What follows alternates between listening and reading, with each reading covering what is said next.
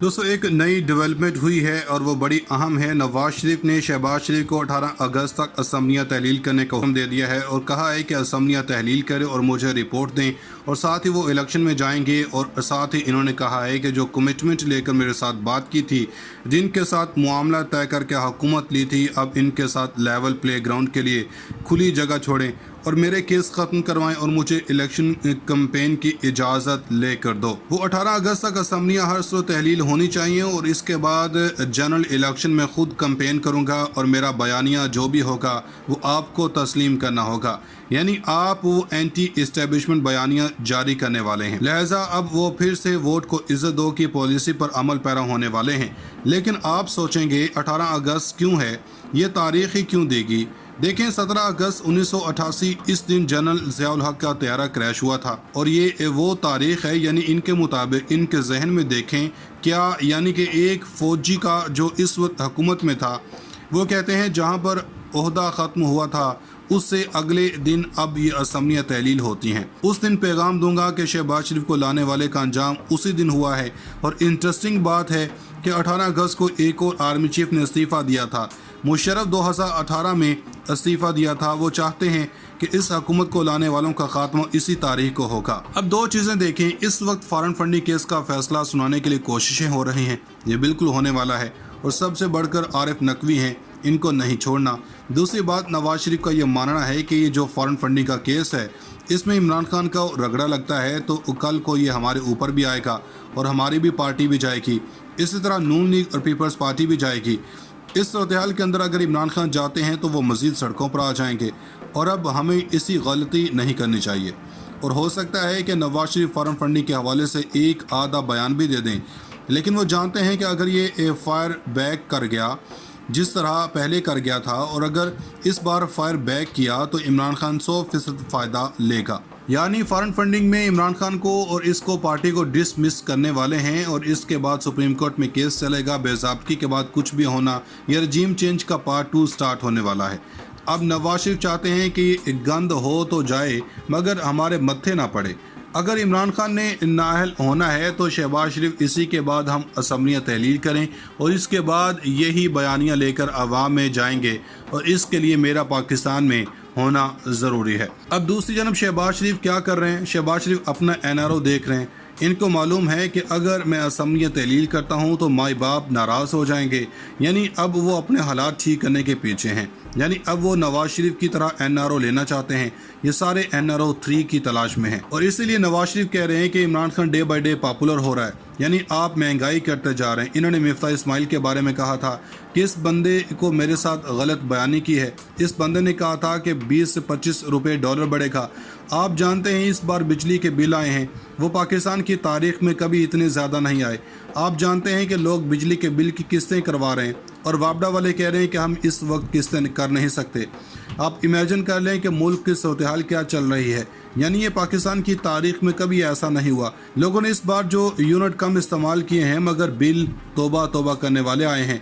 असल तो महंगाई आनी है, ये तो शुरुआत है। महंगाई इस वक्त होती है जब इंपोर्ट माल आ नहीं रहा, ऐसे में LC खुल नहीं रही। डॉलर इस वक्त 260 में भी नहीं मिल रहा। जिन लोगों ने पैसे बाहर भिजवाने होते हैं इसका रेट और बढ़ जाता है। अब अंदाज़ा कर लें जो चीज़ मिलती थी वो नहीं मिल रही। अब गाड़ियां पाकिस्तान में बनती हैं मगर पार्ट्स बाहर से आते हैं।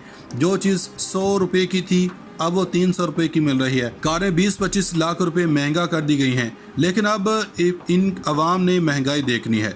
जो रॉ मटेरियल था, जो बाहर से चीज़ें आनी हैं, तो यहाँ पर वो क्या करेंगे। तो इस बात के लिए नवाज शरीफ परेशान है। नजम सेठी ने नवाज शरीफ को पैगाम दिया है कि इमरान खान आ रहा है कि आप इसको तस्लीम कर लो, लेकिन इसके साथ एक बात कर लो और चार्टर ऑफ डेमोक्रेसी साइन कर लो कि इस्टेब्लिशमेंट का रास्ता रोकना है, लेकिन हमने अब तीसरी कुव्वत को अब आने नहीं देना। जो सॉफ्ट मुदाखलत है वो भी ख़त्म होनी चाहिए। अब नवाज शरीफ तो इस बार पर मान जाएंगे मगर इमरान खान मानेंगे या नहीं वो अलग बात है। नाज़रीन इकराम, हमने आपको 30 जुलाई को खबर दी थी कि जिसमें हमने कहा था कि कप्तान का जादू चल गया है اور نون لیگ کے 40 سے زائد اراکین اسمبلی تحریک انصاف کے اندر آنے کو تیار ہو چکے ہیں۔ یہ خبر ہمارے سورسز نے دی تھی۔